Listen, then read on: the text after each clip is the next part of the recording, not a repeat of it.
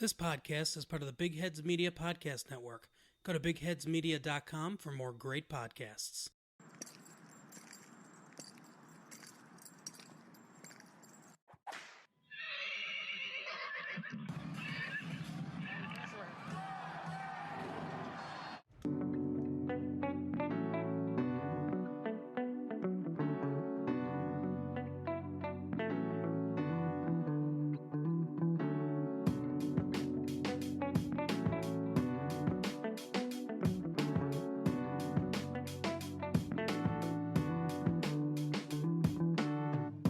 I need a little bit more dose of nasty. I'm seeing a little bit of unconfident, a little hesitation. It's not supposed to be easy. Every round gets tougher. Penetrate hard. Good passes. Shoot with confidence. I want some nasty. Used to hit the league with the shots up. My nutmegs don't stop up. Even used to piss out pop up. Might turn the ball over lots up, but I hit the game winning shots up. Heard from the grapevine that LeBron is your king. We got the same headline, but I got more rings. Busting out my soul. What is up, Spurs Nation? Thank you for tuning in to a Bucking Spurs podcast. On the pod today, you may know him as Spurs Wave if you're on Instagram. You might know him as Clan the Spurs Fan if you're jamming to Bald Spot on YouTube. What's up, Destin? How you doing, man? What's good, dude? That was so dramatic. We gotta entertain ourselves, man. We're locked in rooms. We're locked inside. Yes, nothing to do. There's nothing. Absolutely nothing. But if you want some Spurs content on Instagram, go check out Spurs Wave on Instagram and YouTube, Clan the Spurs Fan. So what have you been doing, man? Now that we're all inside, we're all quarantined. I know that you've released a couple of dope tracks. One after a cover of my boy Ray J. Is it Ray J? Yeah, it's Ray J. One wish, baby.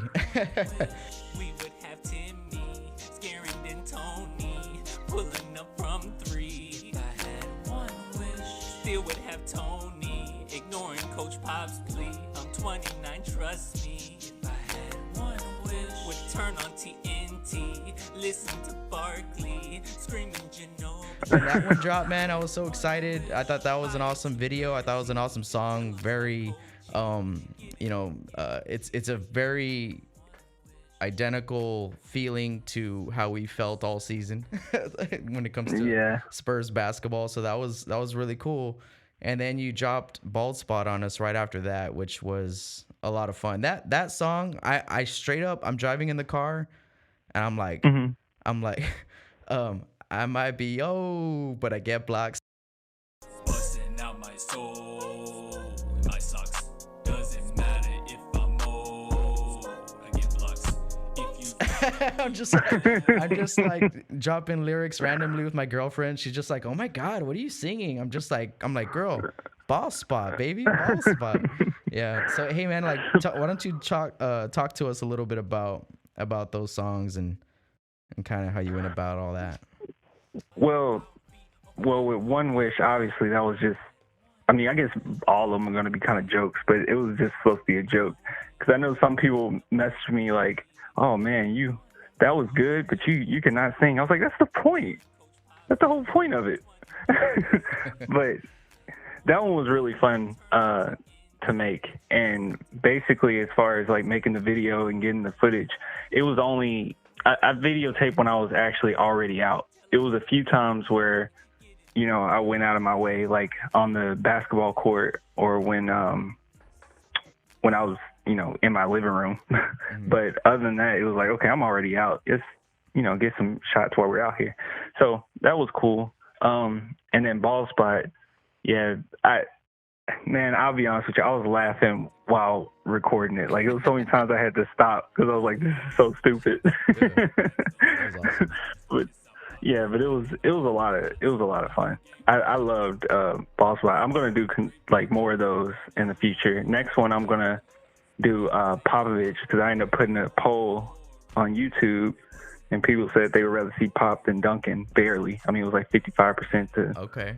whatever.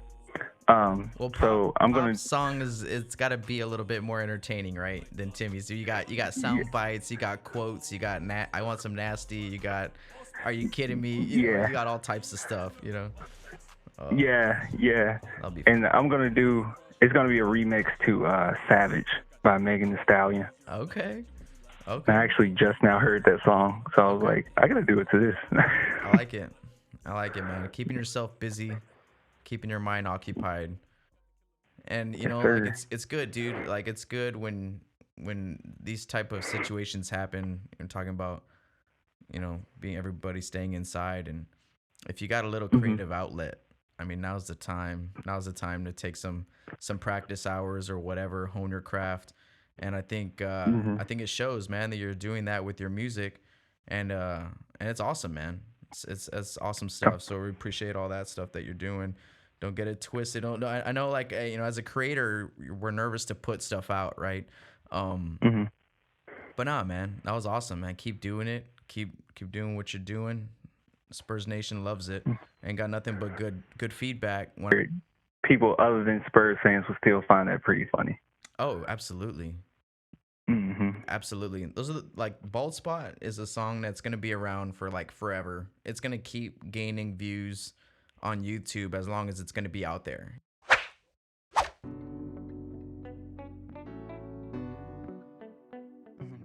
All this, you know, DeMar, if he's going to stay, is he going to go?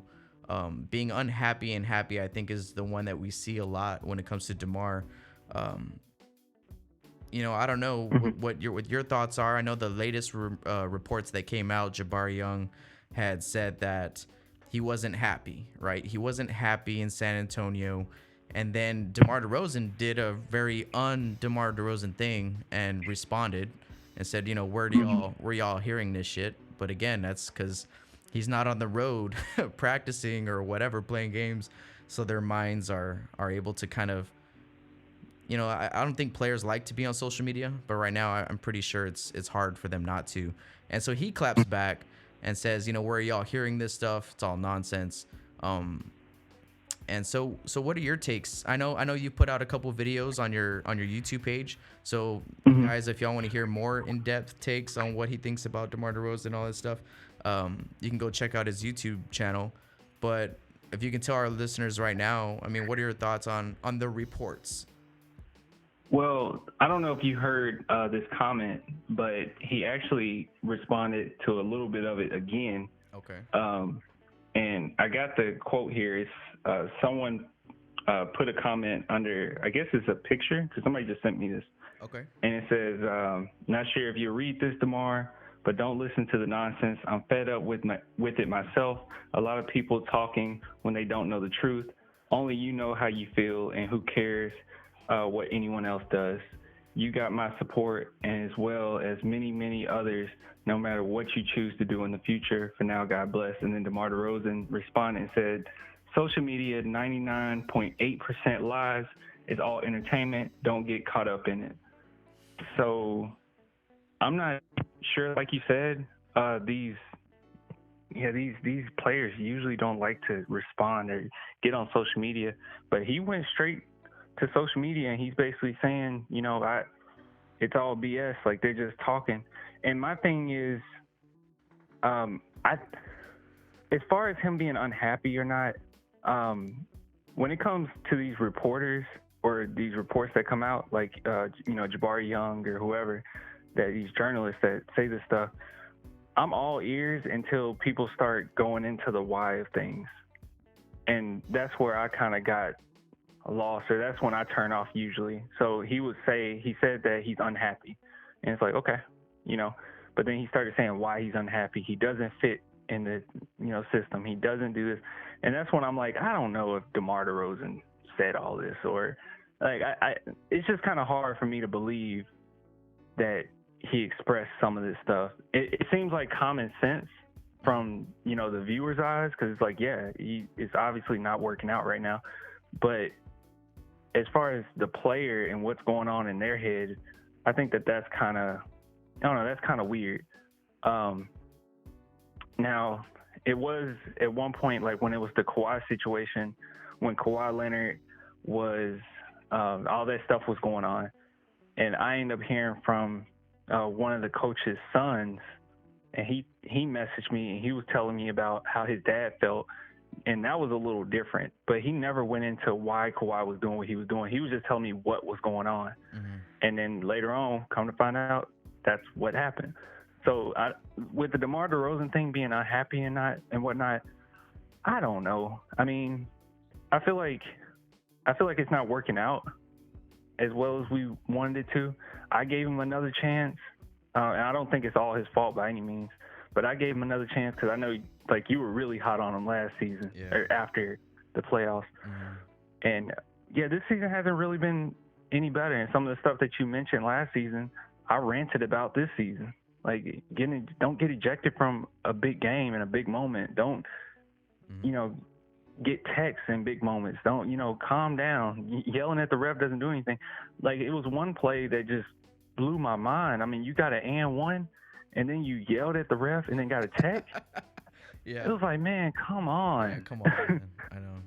Yeah, so, I don't know. As far as this whole DeMar DeRozan thing, is he happy? Is he unhappy? I think in general, just the whole situation that came about, it came from a pretty bad place. So we can't really expect him to be his full happiness right now, like in full bliss with the situation that he's in. Yeah. So is he happy? Who knows? All the players, I'm sure none of the players are technically happy with our situation. So. Yeah, I think that's absolutely right. I think the first thing that everybody needs to understand about basketball and about sports in general, man, if you're not winning, nobody is happy. Nobody is happy losing games, especially when you're on a team where you have an organization and a coaching staff who is telling you we're trying to win.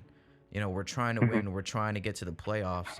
We're trying to win, and then we're losing and losing and losing. It's another situation if you're one of those teams that is expected to lose and you're actually trying to lose. You're actually not trying to be the best you can be right now so you can try to get a draft pick or whatever. That's not us. Yeah. So you have a locker room full of veterans, Rudy Gay, Patty Mills, Marco Bellinelli, DeMar DeRozan, Trey Lyles is a veteran now. Even some of these young guys are starting to vet up in their years. They're not 1 or 2 year players anymore. They're 3 or 4 year players, or so on and so forth. So you have a locker room filled of those guys, and veterans know what the deal is. They've been in the league for so long. They know they've been through seasons of highs and seasons of lows, but this season has felt like, I don't even think the veterans know where we're at. They come out after games and they're saying nobody likes to lose and that locker room isn't happy and whatnot, but they're talking about strictly basketball. So when it comes back to DeMar, of course he's not happy with the situation. And when you're one of the top paid players on your roster, the expectations are different. You know what I mean? The fault is a little bit different. I don't want to say fault, but I mean, if you don't meet the expectations, it's most likely going to be put on you as a player or as the coach, right? I mean, it's either the top 2 or 3 players are getting it done or they're not. Who's getting paid the big bucks? And DeMar is one of those guys, so he's not happy with the situation. And when it comes to Jabari Young coming out and saying this, look, reporters are there every day. The reporters are there after practice. They're there before, after games. So they see the players more than anyone else. And I don't think it's hard for any of those reporters to look at the players and see that they're not happy, And the one thing I want to start off, though, is that when it comes to DeMar, he's a pro. DeMar DeRozan is a professional basketball player on and off the court. I think the whole Toronto experience really changed him, but not really in a negative way, more of just like, you know what? This is a job. I get paid to do my job. I want to get paid as much as I can to do my job.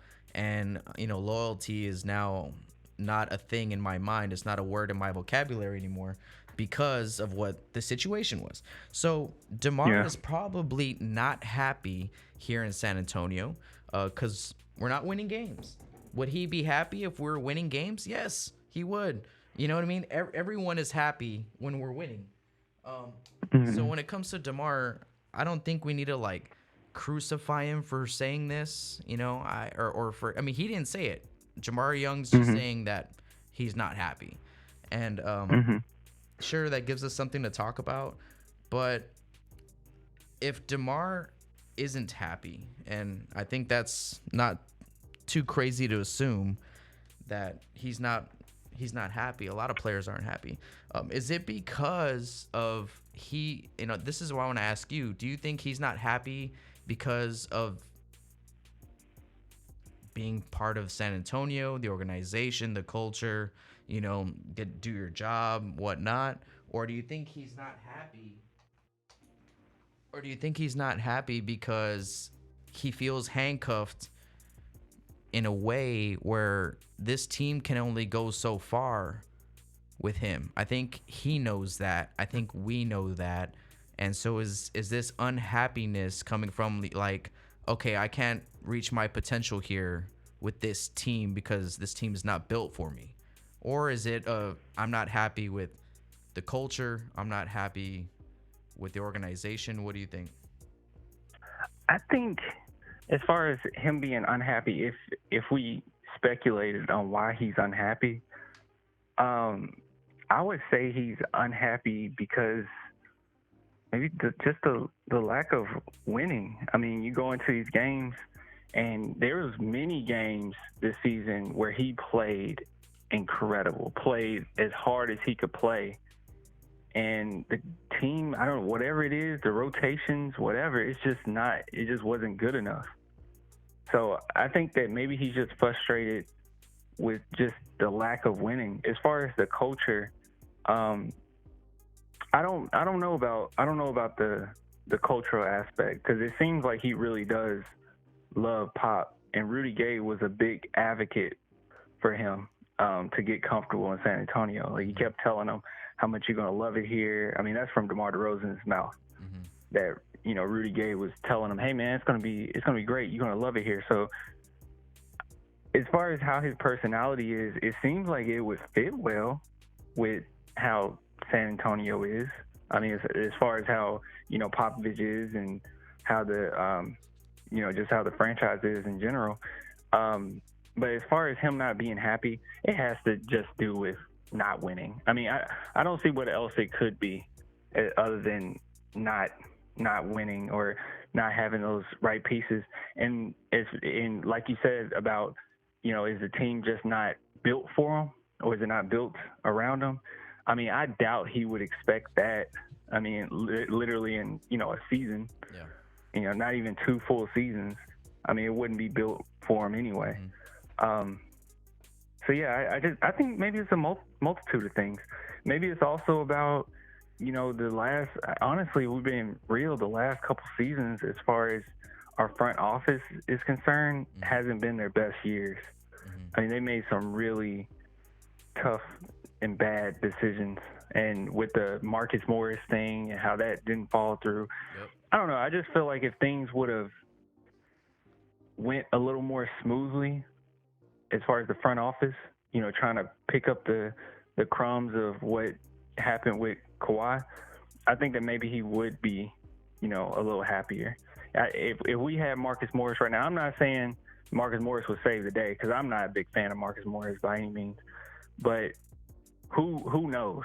Maybe he would have been better, and San Antonio would have, not been such a high hit. Who knows? And then, that brings another dimension to our team, and we just look better. But I think it's quite a few things. And I think earlier this season, now that I think about it, there has been a little bit of drama.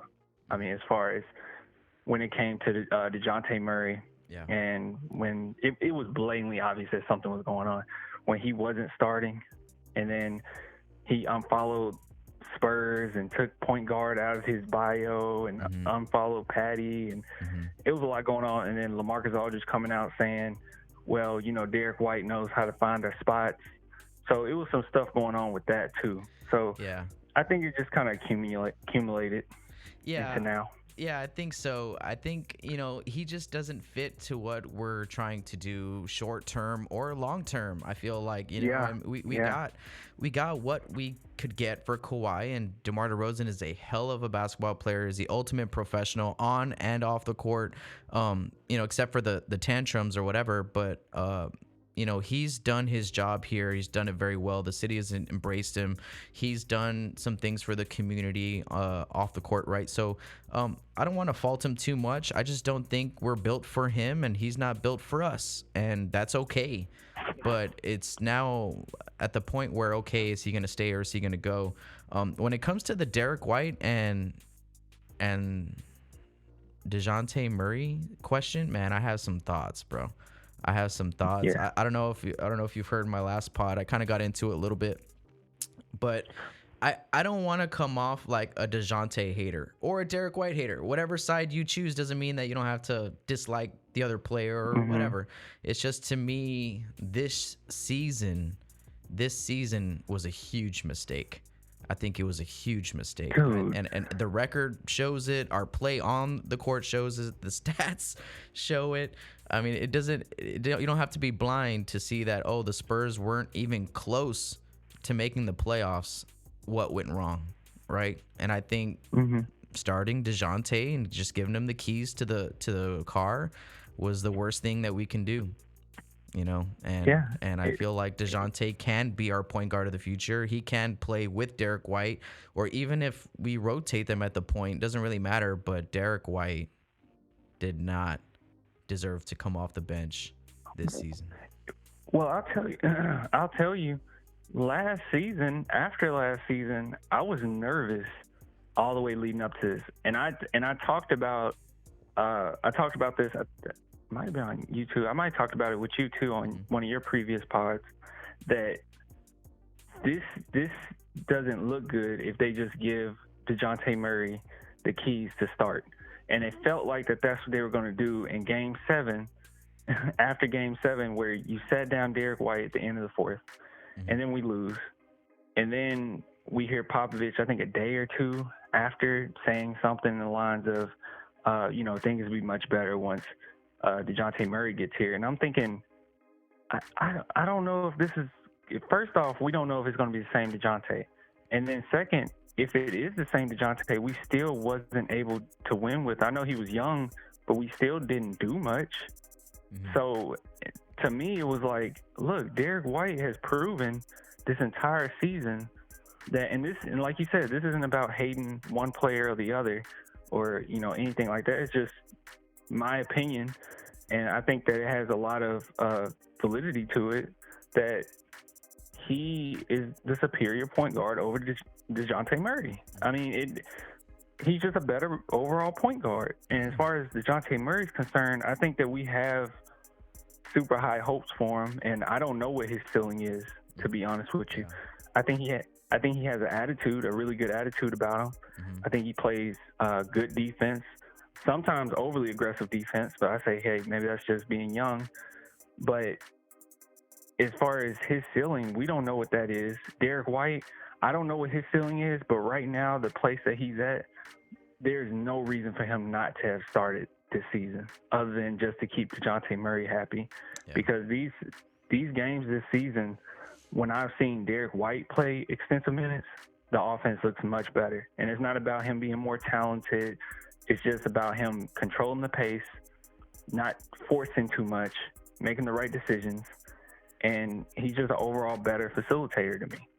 So I don't, like you said, that was a big misstep. And I was nervous about it all the way coming into the season, where Popovich did say that, he's just waiting for Dejounte Murray to come back. And that sign of not playing Derrick White in Game 7 at the end, and then mixed with talking about Murray after the loss, it just made me feel weird about it. Really weird about it. Yeah. And, Derrick White, I think it comes down to simply everyone else plays better when Derrick White is your point guard. And as your starting point guard, if it's going to start the game, you want to start the game, with a weapon that's not going to take too long to get going. Because when Dejounte comes out and starts the game, it takes a while for everybody to get going.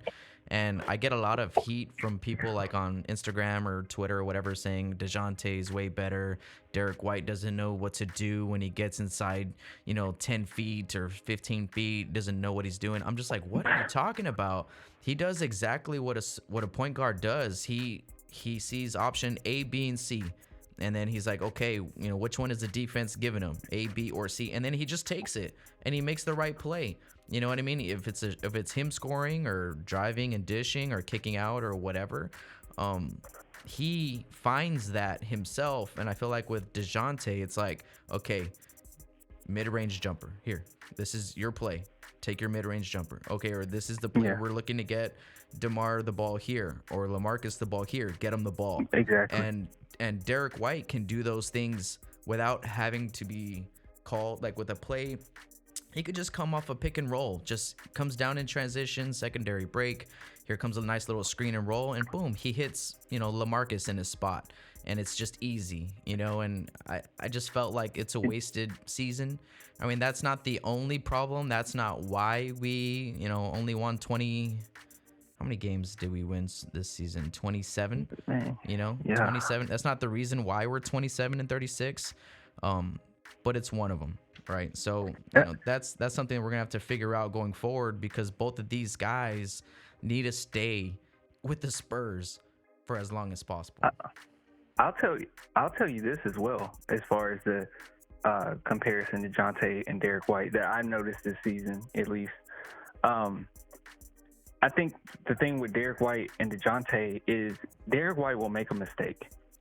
And, if he'll turn the ball over or, take a bad shot or whatever, but that mistake doesn't continue. It seems like sometimes during a game, if Dejounte makes a mistake, it can become a forest fire because it's just mistake after mistake after mistake until you take a timeout. And I've noticed that a lot. But as far as people, going after you, as far as your support for Derrick White or just pointing out certain things that you're seeing, I think that it kind of goes to the type of person Dejounte is, because I think he's very relatable. And I think that people see him and, you see the San Antonio Spurs and there's not much personality usually that we've had, but he definitely has the most fame on the team. I mean, people know DeMar DeRozan, but that was before San Antonio. Yeah. As far as a Spur, people know Dejounte because they know whether it be, the famous, Instagram model that he's with or just the way he carries himself, and people just kind of attracted to that. So I think that that's part of it too. People want Dejounte to be great, and I want him to be too. Yeah, but even Tony Parker told him at his jersey retirement night, he's like Dejounte, he's like, you're next, bro. You're the next one, bro. I'm like, is he really though? I was like, is he really though? I don't know. I was like, what happened to Derrick White? I'm like, he just gave you a season of a playoff, at least appearance in his lone season as a point guard in the Western Conference.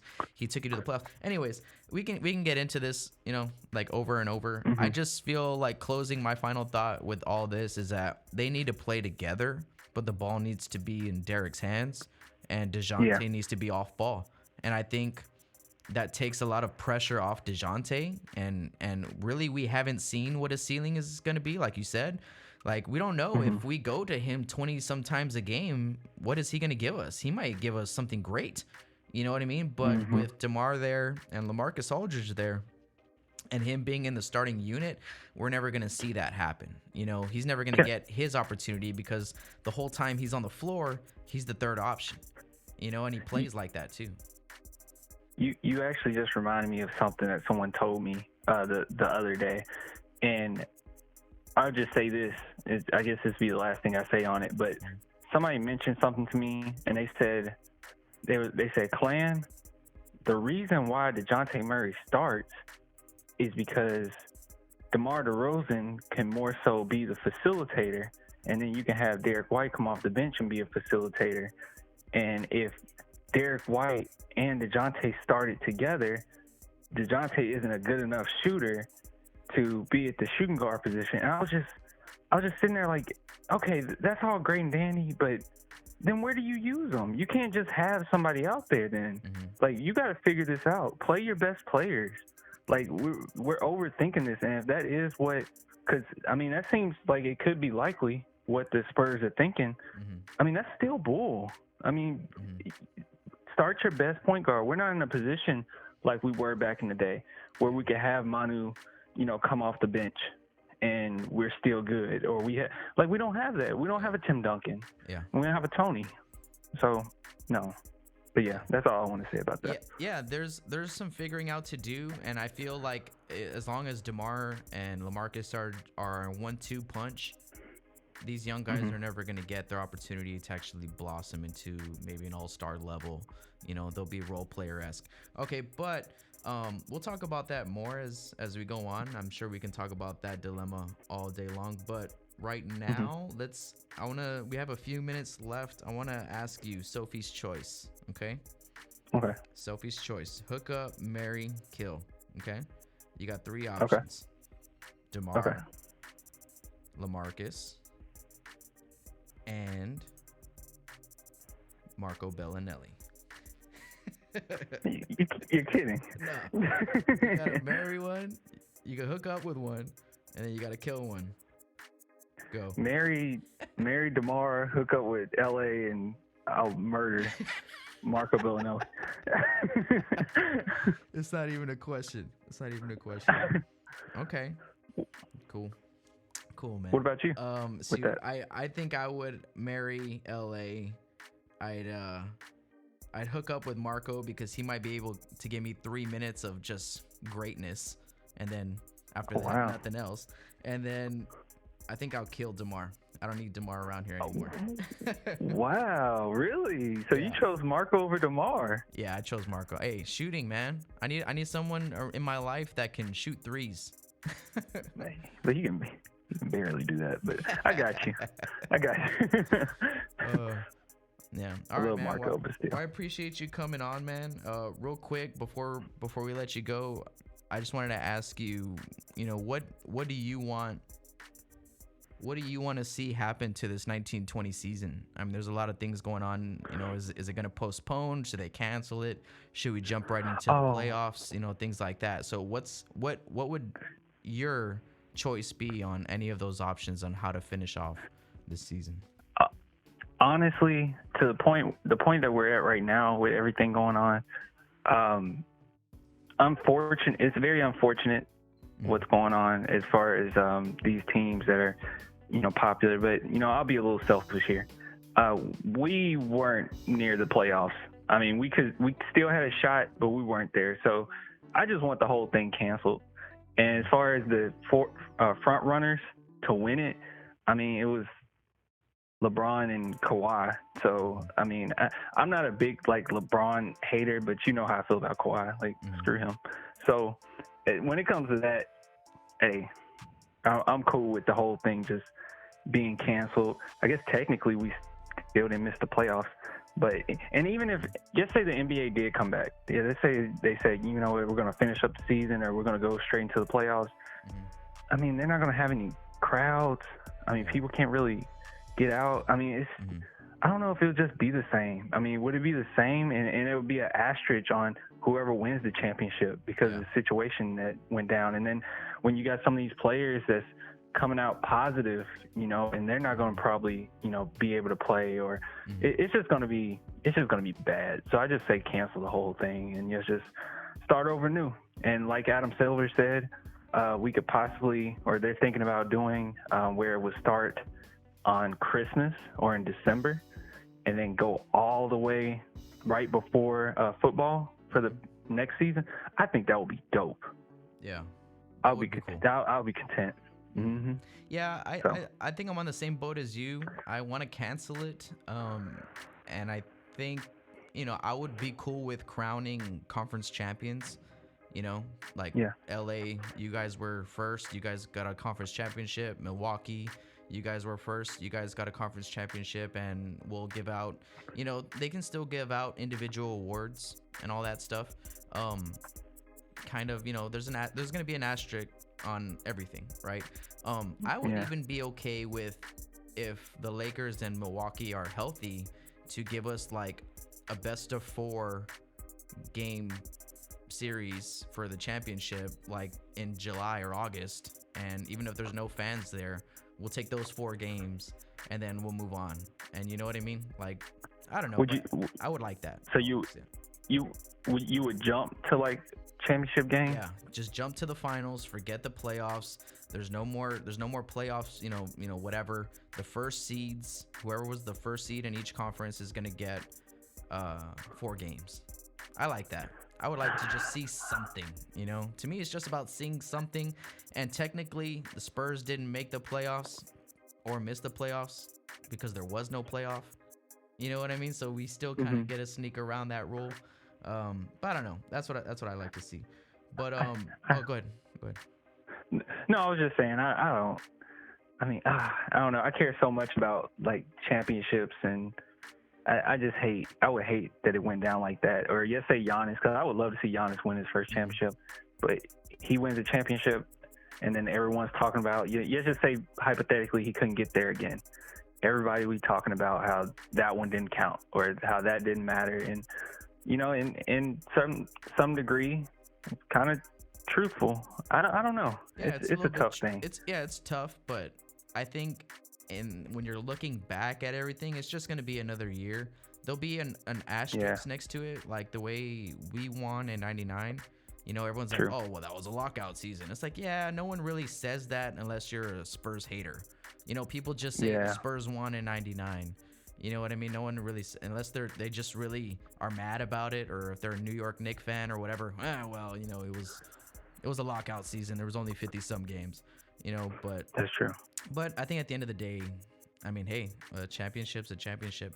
But if they ended up just throwing the season away for everyone's health and all that stuff, like you said, I know that's a smarter option. And postponing the season and have it. I think Adam Silver said that it might permanently get moved, right? The season just might. Yeah. The dates are going to be changed in the future, and it'd be lined up a little bit more with football, so you would get a little bit more football, basketball action at the same time. That'd be nice. Yeah. Yeah. That'd be awesome. Yeah. All right, man. I appreciate you coming on. Destin, why don't you tell my listeners where they can find you? Yeah, you can find me on Spurs Wave on Instagram, or you can find me on Clan the Spurs Fan on Facebook or YouTube. Awesome, man. Well, appreciate you coming on, man. We'll do a few more of these.